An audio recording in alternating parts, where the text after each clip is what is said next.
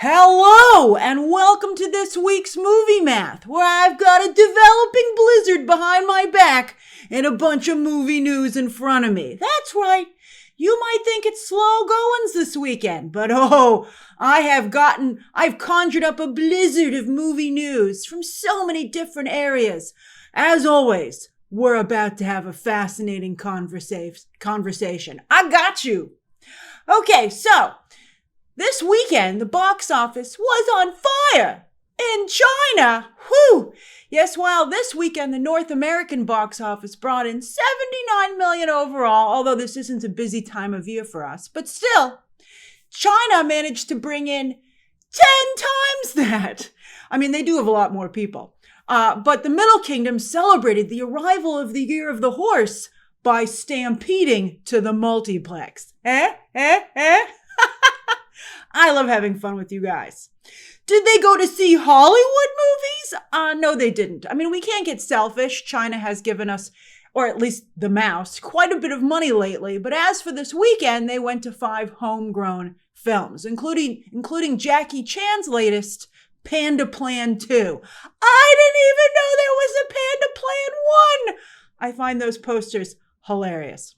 All right, so I had to Google it. So I'm seeing a lot of news right now that China is exploding with content. And I'm not just talking movies, but also something called microdramas, right? And there was a recent news story about this because here in the West, we're like, how are we going to monetize this? Because there's very little money in short form content, but there is if you bulk advertise on it. You know, the distributor versus the content itself is where the money is in short form. So the West is like, what are we going to do with this? But gosh darn it, if Disney isn't going to try. They're already launching their own microdrama series. Have any of you watched microdramas? It's so crazy. You know, by the time you finish watching all your microdramas, I bet you've spent the amount of time it would take you to watch a movie or a show. And I'm sorry to say, but I think you would get more out of the movie or the show than you would the microdrama. But tomato, I guess. No, it's not tomato. But here's what's interesting. So a lot of this innovation, right, is you can probably guess fueled by AI, the monster that can finally satiate the black hole of demand that viewers have for streaming and social media apps. You know, Bob Chapek, I believe he was the one who said that. He says it's just a black hole of demand, man. We can't fill it no matter how hard we try. And AI is like, I will throw up in the mouth of viewers. People are like, yes, daddy or mommy or whatever floats your boat. However, there's a little trial going on right now. Some would say a landmark trial with social media and streaming apps, and whether or not they're intentionally addictive. I mean, if they're just putting out good content, hate the game, not the player.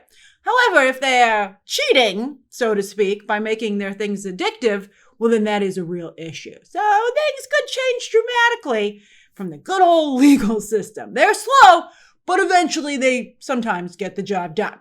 I wonder what side you're on in this argument. But anyway, how are old-fashioned movies and shows supposed to compete, gosh darn it?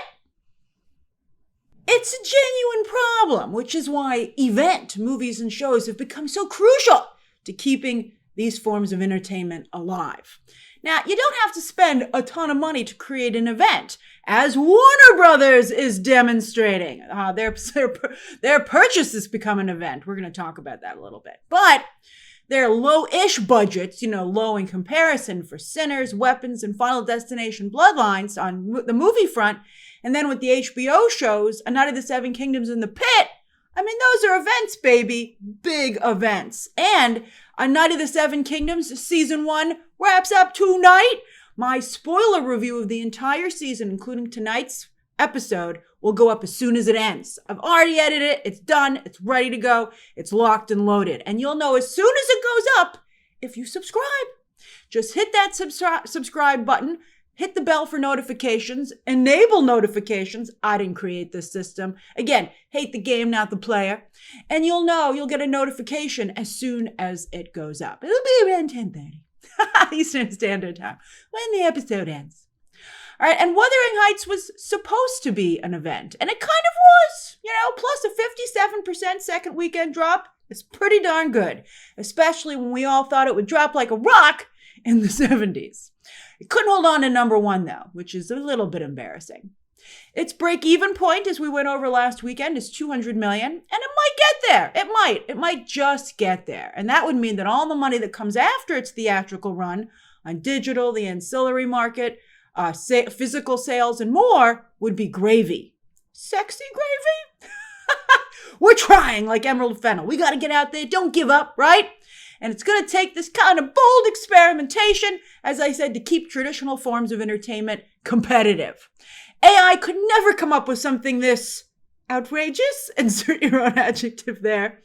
But it can now as a copy, right? But it couldn't come up with the original idea because the unexpectedly wacky, or again, insert your own adjectives here, is still in the domain of humanity.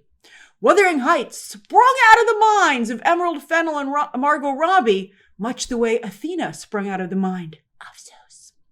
All right, so, last week, some of you said Valentine's Day is actually not a global holiday, thank you very much, but you don't need the excuse of a holiday to want to get it on. And Wuthering Heights is doing extremely well overseas. Is Wuthering Heights the Jerry Lewis of sexy melodramas? If you don't get that joke, then you're not aware that Jerry Lewis was somehow considered a genius in France, for instance. But while Jerry Lewis was an intentional idiot, Glen Powell, let's talk about Glen Powell, who it seems with his new movie, How to Make a Killing, was referring to his career. As I said last week, it should be studied how this man killed his career. Whew! Some are saying it's because he wanted so badly to beat Tom Cruise, he didn't realize he was Chris Pratt. And I think there's some truth to that, but I think it's really twofold, the problem that he has. One, he wanted to be wacky right away. Buddy, Johnny Depp, Jude Law, Robert Pattinson, they had to do their time as classic heartthrobs before they let their freak flags fly. Sure, Glen Powell got his start being pretty freaky and comedic, right, on, with Ryan Murphy. But that's not what made him a star. It was being a good old-fashioned traditional leading man. And I believe he showed his butt in that movie. But he insisted, right? He was like, I'm quirky. And we were like, no, you're not. And then two, he also insisted on walking his own path. As we've discussed multiple times at this point, actors are supposed to find an older star that they feel they have something in common with and follow their path, right? Follow the breadcrumbs to success. And Chris Pratt is the perfect trail for Glen Powell. Chris Pratt's even funny as well. He's even comedic. And with Pratt's off-screen drama, intentional and accidental, Hollywood was looking for a non-problematic good old boy hunk who they could woo conservative audiences with. I'll tell you the exact moment that Glen Powell's career died, and that's when he said no thank you to Jurassic World. Universal actually offered it to him, even after Twisters didn't do very well. Sure, Jurassic World didn't need him, which was what he said was the reason he didn't take it. But Glenn, baby, you needed Jurassic World. If Scarlett frickin' Johansson isn't too big for Jurassic World, nobody is. All right, so I saw How to Make a Killing last night. I really didn't want to go, but my friend dragged me. I was like, I don't want to see this. And they were like, I really want to try it. And so it was pretty crowded. In fact, I saw it at AMC Lincoln Square, which was the biggest theater for the movie in the entire country. But I think the issue with it is that it read like someone's first or second screenplay. Like the one you got to get out of your system before you actually start to show some talent. It's very immature and half-baked. There are some interesting ideas there, but whew, they are runny. Its comedy is not well done. It's world building. It's the commentary on, everything. Powell also, while he's charming, it isn't enough to overcome how in bad taste the film is and how his character is genuinely pretty cruel and horrible. Glenn, just because you do photo shoots like this doesn't make you mean you can handle characters like this. He's just totally miscast in this part. And that's the problem. He doesn't realize it. If Glen Powell read my script and told me or my movie and said, I really want to do it, I'd be like, maybe I should take a second look at this. Maybe we shouldn't make it. Powell has a couple films already coming up, right? You know, I always say also bank some movies just in case your latest one flops so you have a little bit of insurance. But I think those movies are now in trouble because I think it's going to be hard to bounce back from 2 back-to-back flops. Ryan Gosling must be relieved. Woo! Right? He also could have been the next Ryan. But why would you want to be the next Ryan Gosling? He's not particularly successful. Chris Pratt was the model. But Ryan Gosling might have a success with Project Hail Mary. I am shocked at how hot a ticket this is. Not like in most theaters, but if you want to see it a weekend early, it's playing Friday, Saturday, Sunday, the weekend before. Or if you want to see it in IMAX, well, you're fresh out of luck because it's just totally sold out everywhere. I was like, maybe I should see this in IMAX. Well, good luck. It's not going to happen. I'd have to wait a week and a half if I wanted to see it in IMAX. We're going to talk later in this video about building more freaking IMAX screens. But I'm sure right now Project Hail Mary fans, who there are many, are like, told ya! Speaking of conservative audiences, religious-leaning content continues to perform quite well, with I Can Only Imagine 2, the sequel, opening respectfully in 3rd place, before it sets off on its money-making run down the line, the gauntlet, as we discussed recently, of digital ancillary streaming, etc. I wonder if anyone will ever make a conservative-leaning, yet still somewhat mainstream streaming service, although I do believe that's what the Ellisons have planned for Paramount Plus, and kind of already is with Taylor Sheridan's work. But right now, the Ellisons are distracted with their war for Warner Brothers, and they have been busy. Just this past week, and just the past few days, they got James Cameron's backing. It's incredible that James Cameron would mix in on this, although maybe not when you consider his personality. And Trump was furious that Netflix board member Susan Rice went on the air. She did an interview and promised the Democrats are going to borrow from the aggressive and effective MAGA playbook when they ultimately return to power, right? And so Trump insisted that she be fired, or he didn't spell it out, but did he spell it out? You never know. But the thing is that the Trump administration has to approve any Warner Brothers deal. And Ted Sarandos, he's putting out a lot of fires lately. I think the Ellisons might finally starting to be wearing him down. Now, I understand what Rice is saying and why she said it, but at the same time, she certainly hasn't done Netflix any favors, and she does have a responsibility to the company as a board member. You know, is she in politics or is she moved to entertainment, right? So I think it's a complex situation. I'm very curious to hear your thoughts on it down below, but I think a good comparison to shed some light on it. So ex-Sony CEO Michael Linton is putting out a tell-all book about the Sony hack when he was the head of the studio. And it's been confirmed that North Korea was behind that attack because of the movie The Interview. And it caused tremendous problems for the studio. It got a number of people fired. It destroyed a lot of careers. Who's Michael Linton? Exactly. Making a movie about the attempted assassination of the leader of a hostile foreign nation, as Obama apparently said to Linton as the FBI investigated at that time, what were you thinking? So in other words, Rice might be right, although I'll believe it when I see it with Democrats. They have yet to ever successfully play dirty. But she might have either gotten herself fired or killed the Netflix Warner Brothers deal, although maybe Trump was always looking for an excuse to do it, but you don't need to volunteer. And that would hand Warner Brothers over to Paramount Plus, the Ellisons, and potentially Trump. Again, what are your thoughts on this unbelievable situation? As for the rest of the top 10, yes, rose to number 1 with just a 38% drop in its second weekend. It's not a huge hit. I mean, it's not Zootopia 2, which is very similar to, actually, as we discussed last week, but it is a solid success and probably, potentially, the birth of a smaller franchise. I mean, I'm sure they're considering at least maybe a goat-themed series, right? Or micro-drama? We laugh, but I would seriously be considering that if I was over at Sony. All right, and then Crime 101. This is a pretty big fumble, and it's likely to send Chris Hemsworth back to the land of streaming movies, except for Marvel. He ain't never going to stop being Thor. All right, so nor should he. I enjoy his Thor. The box office here is so bad, PU, that everyone is going to take a hit in front of and behind the camera, including writer-director Bart Layton. I hope the ideas that he has for his next movie are inexpensive. This one cost, again, $90, remember. That's ridiculous. This movie shouldn't have cost $90 million. Hey, these people got paid, but then they also got smacked in the face. But I'm sure with a $90 million budget, they probably feel it was worth it. All right, I still think the film is great. It's still my favorite film of the year so far. So maybe it will be saved down the line on digital and or streaming. You know what? Predator Badlands just blew up in a huge way on Hulu. And these are the kind of low-key headlines that you might miss, but that make these films and franchises extremely valuable to their respective studios. So don't sleep on Crime 101. If you want to take a nap on it, that's fine. But I hope you wake up when it hits digital or streaming and watch it down the line. I would love for it to get a headline like that later on. Although it would prove that Chris Hemsworth is for streaming. What do you think about Chris Hemsworth? All right, speaking of Disney Fox movies, Send Help continues to hold on for dear life. It's still doing pretty good. While its indie doppelganger, Iron Lung, which did drink a bit of its bloody milkshake out of the gate, well, that movie has finally fallen out of the top 10. They've both been out for a month now.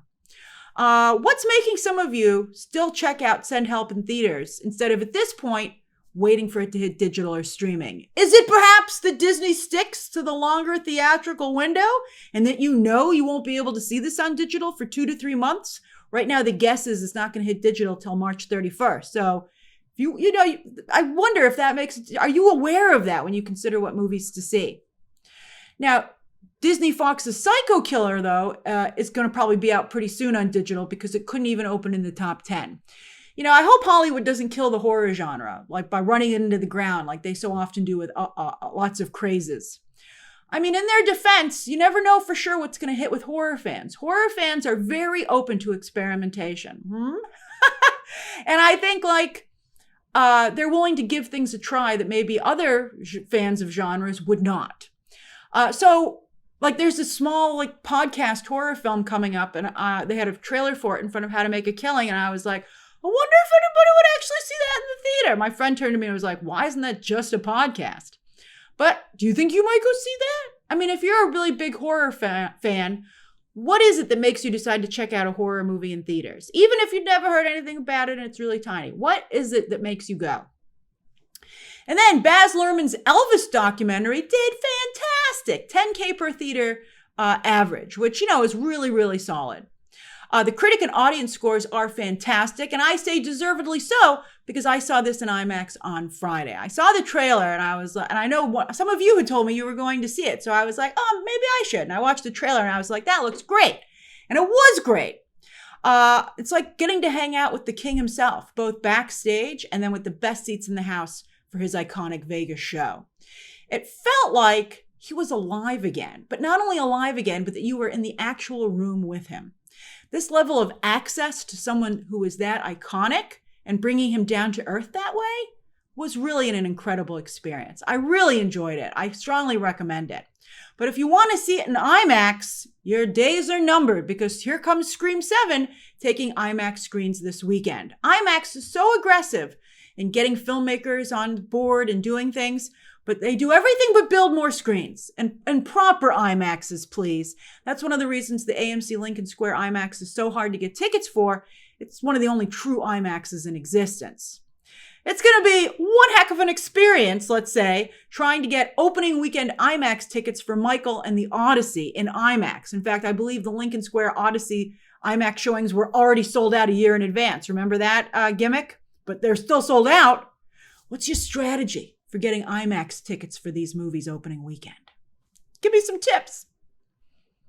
Then over on streaming, starting with Nielsen, as usual, this time for mid-late January, we've got a real popular in-crowd forming here, with yet again Stranger Things, Landman, The Rip, His and Hers, and The Pit all still huge. And The Traitors is in here as well. They're the new kid in the popular club. They're just continuing to dominate this chart, the overall chart, week to week. And I have to say, this is some great content. The only thing that I haven't watched is His and Hers. I was a little turned off by the audience score on Rotten Tomatoes. Is this like The Beast in me? Has anyone watched it? Am I missing out or am I good? Now, also, I'd like to say, speaking of discovering shows, I'm so happy to see people discovering Southland. Let me take a minute to gas this up now that it's on Netflix, the streaming service that can save or bring back apparently anything. So Southland ran for 5 seasons on NBC. I know, network television, but it's so good.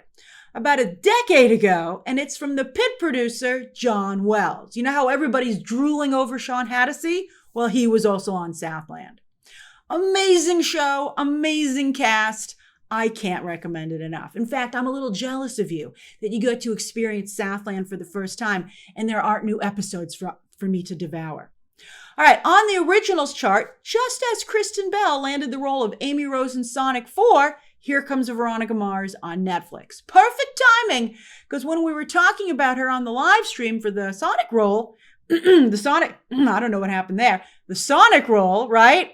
One of you was like, what's Veronica Mars? And we were all like, what? Get thee to Netflix. And Fallout, still going, but it's interesting. It did fall off of the overall chart this week.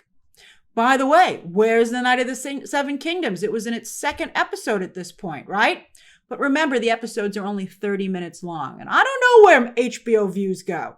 They put out these incredible headlines, which I think are global. And remember, Nielsen is only North America. But I don't know. I mean, it's quite the mystery. But I mean, people are watching. We see it trending. I don't know where these views go. I mean, again, these episodes are so short and it's the first season. It's going to take a minute, if ever, to be honest with you, if it gets onto Nielsen. Maybe at the end, when it's available also to binge and gets that binge bump. Are you waiting to binge A Night of the Seven Kingdoms? Remember, my spoiler review will be ready for you when you're done. And then on the movies chart, just take a quick look at it. There's nothing happening here. The Rip is by far and away blowing all the other films out of the water. But you know what? That's good. Let movies stay in theaters, right? You know, already streaming is dominating with 3 to all the way sometimes 10-hour movies. On Netflix's own charts for just last week, speaking of streaming movies, Tyler Perry's viewership might be a little softer these days, but he can still open a movie at number 1. And I also think it's pretty interesting to see Perry's character Joe at one end of this chart and Eddie Murphy's character Norbit at the other end. While Universal is also having Netflix, they're using the Netflix hype machine, this time on their live action How to Train Your Dragon, which is smart because remember, Netflix has a long history with this franchise. And while The Rip finally starts to slip down the top 10 list, K-pop Demon Hunters, now in its 35th week, is still in the top 5. And it's going strong everywhere. We'll see how it does at the Oscars, but it just swept the Annie Awards. All right, with shows, The Lincoln Lawyer pulls ahead of Bridgerton, but just slightly. And Bridgerton season 1 and season 3 have also been pulled back into the top 10. So Bridgerton's still very strong, but it's kind of crazy that Lincoln Lawyer, which is a much smaller show in scope, was able to pull ahead. And Cat Williams might not be having a full-blown comeback or even leveling up like he never has before, but he's been percolating ever since his instantly iconic Shannon Sharp interview, which was actually about just a year ago. Over on digital with Apple's charts, The Housemaid is still number 1, but the male version of Sydney Sweeney, Chris Pratt, is right behind her with Mercy. They are really having the exact same problems and successes to some degree. 28 years later, I wonder if his Housemaid is right around the corner somehow. 28 years later, The Bone Temple is only doing okay, even though it just dropped on digital. And sure enough, as I predicted, there are now whispers that that 3rd installment, even with Cillian Murphy's involvement, might not happen after all. And wow, people continue to love Hamnet and Nuremberg on digital. They're still going. It's been weeks. Did you check either of these out finally on digital? What got you to finally click on them after all this time? And what did you think? As for this coming weekend, what's your favorite scary movie? Franchise? And Paramount hopes it's still Scream. Although I don't know. Scream fans are pretty legion, and the tracking for the opening weekend has been pretty strong, with it expected to yet again open with around 30 million. But I don't know about that, because you see, it seems that a number of Scream fans are still pretty upset about how things went down with Melissa Barrera, and seem to just have a complicated relationship with the franchise overall right now. In fact, there are rumors the entire movie might have already leaked online. And things that aggressive don't usually happen unless there are people who are upset and taking matters into their own hands. Are you a Scream fan? What's it like to be in that space right now? And how do you feel? The all-media screening for review isn't until Wednesday, and then we can review it after, of course, we've seen it. So we'll see. On Tuesday, Jason Statham's Shelter hits digital pretty quickly, but not surprising because it tanked. Well, Prime Video's female pirate movie, The Bluff, drops on Wednesday or Thursday, but somewhere around there. Cutthroat Island, back in the day, huge flop, helped kill Gina Davis's career. But Margot Robbie, that's not stopping her from trying to take over Pirates of the Caribbean. Let's see how this does. I thought Priyanka Chopra did a really nice job with her action scenes in Heads of State, although I've seen a lot of negative chatter about her online recently. Like, weirdly so that it's suddenly come out of nowhere. And I also have to say, though, I always love me some Carl Urban, but I don't know if this is a paycheck gig or not. I might check it out. I liked the trailer. And I don't know. I don't know about any of the negative things going on with Priyanka Chopra. I'm just starting to see them online, and I thought she was good in Heads of State. All right, then with shows, tomorrow, Paradise finally returns. And I got screeners in advance. I got 7 of the 8 new episodes for season 2. You get 3 tomorrow. And while it took a minute for me to get back into it, I was like, what's this show about again? Oh, yeah. I ended up really loving it. And I am on pins and needles for the final episode. I thought maybe it was just 7 and they gave me the whole season. And at the end of episode 7, I was like, tell me there are more episodes and they're not going to make me wait till season 3 to find out and get some answers. And no, there's still another episode coming. I think it's quite a good season. I saw some of the reviews were a little weak, but I don't get that. I really liked it. I think it's hard to do a second season for that concept, and I thought they did a nice job. Then on Wednesday, Scrubs is the latest network TV revival, while Survivor starts its 50th season, with Mike White of White Lotus fame back into house, or on the island in this case. And Nate Bargatze adds a game show to his quickly growing empire. Thursday, Bridgerton season, part 2 of the latest season, here it comes. While Kevin Costner and Morgan Freeman aren't acting in this, but they are producing The Grey House for Prime Video. I think I might check that out. I've had very good luck with historical shows, streaming shows lately. I loved Manhunt from Apple TV a couple of months back, and then the recent Death by Lightning. I stopped and started on that, but I'm glad I revisited it because I ended up loving it. So I might watch this. And Peacock tries to launch another reality mega hit with House of Villains. No, it's not like the Disney House of Mouse. I saw that trailer when I was watching The Traitors, and I love The Traitors now. I'm all in on The Traitors, but this might just be too trashy for me. I have to stop somewhere. All right. Well, finally on Friday, Monarch returns with its second season for Apple TV. Their recent drone show over LA was pretty cool. Anyone still watching Monarch? Apparently Apple has money to burn, this time with Godzilla's atomic breath. That's pretty neat. I like the little helicopter, the way they made the rotors go, or the blades go around with the drones. That was a cool effect. Sometimes it's the little things.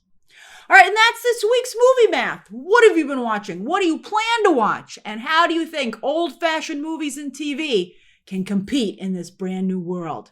Share your thoughts down below. Good luck and be careful if you're anywhere in this blizzard. Subscribe today. And of course, as always, you can check out some more videos right now.